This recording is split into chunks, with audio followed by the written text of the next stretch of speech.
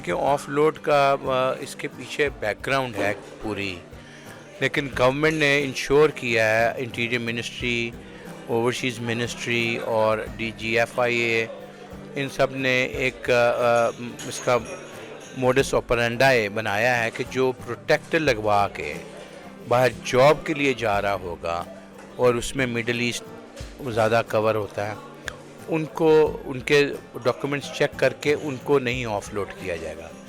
That's for certain. और अगर इस तरह का कोई केस आता है आप OPF के नोटिस में लेकर आएँ, हम उसको फौरी तौर पे एड्रेस करेंगे।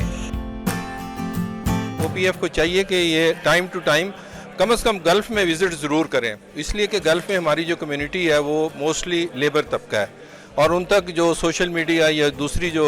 हमारे मीडिया हैं उन तक उनकी अप्रोच नहीं होती।